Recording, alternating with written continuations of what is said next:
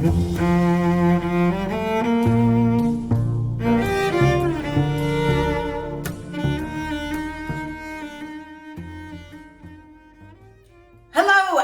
to another cocktail kitchen. We are doing a rather simple cocktail today. This is a relative of the Easy Ozy highball that we all know and love at breakfast or any time of the day, really, called the Screwdriver. You know, that's just vodka and orange juice. A lot of people think that they started calling it a screwdriver because I think it was airplane mechanics in the 40s used to add vodka to their orange juice, and they wouldn't have a spoon to mix it up, so they would mix it with their screwdrivers. Hence the name, the Screwdriver, and that is the lore that comes along with it, and who would I be to diminish that lore? We all love it, don't we? So that's kind of the base of what we're starting with, but then we're going to move on to an extra special ingredient. This drink is called a Harvey Wallbanger. It gained popularity in the 70s, although we think it was invented probably around the 50s, and we also think it was a marketing tool. Like, there's no real reason why it's called a Harvey Wallbanger, although there is a bartender from Connecticut who claims that he knew a surfer called Harvey Wallbanger. But we think that that is also lore and that it was a marketing ploy by the company Galliano, which features in today's drink. This is a bottle of Galliano. I know what you're thinking. Galliano, isn't that anti-Semitic fashion designer? Yes, you are thinking of John Galliano, but this is a different Galliano. This goes back to the 1890s. It's a beautiful Italian liqueur. Its primary note, it has a little bit of anise in it. It has a little bit of like woodsy taste to it, a little bit of floral stuff going on. But its primary note, if you open this up and you put it on the nose, it's vanilla. It's delicious. It's a delicious liqueur on its own merits, but it's great in this cocktail. Now, I remember, by the way, just quick aside, I was in bartending classes after I graduated acting school. I took bartending classes because a gal's got to eat.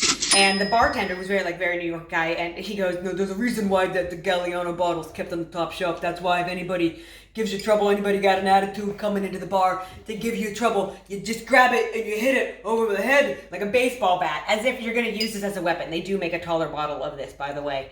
So, top tip to you ladies, and or fellas that might be hitting shit at your bar, I guess, batter them with a Galliano bottle. Okay, let's make this drink. We're gonna start by using an ounce and a half, or a shot and a half, 30 mils, and then 15 mils, 45 mils of vodka. I'm not using a flavored vodka. I'm using Zubrovka, which is a Polish bison grass vodka that I like very much, and a lot of my drinks that are vodka based. So that's a shot and a half of a plain vodka.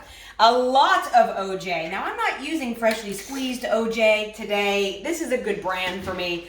You could, if you wanted to be bothered, to squeeze loads of oranges, but as long as it's a decent OJ, this cocktail is going to be fine.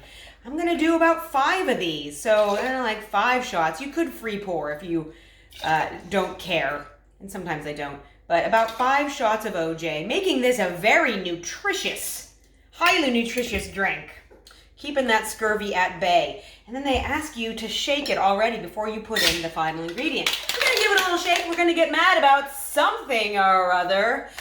Why won't the squirrel I feed in the backyard be my friend? All I want is to pet it. Okay, that's probably enough.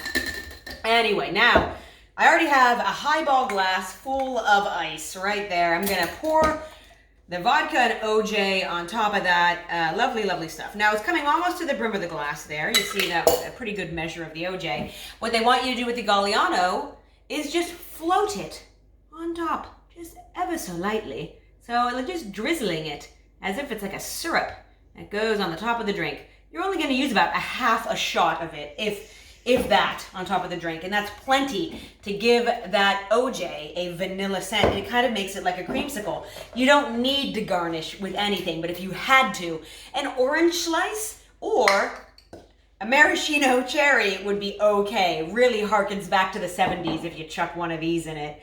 Put your keys in a bowl and let's get those Harvey Wallbangers out. All right, cheers, everybody.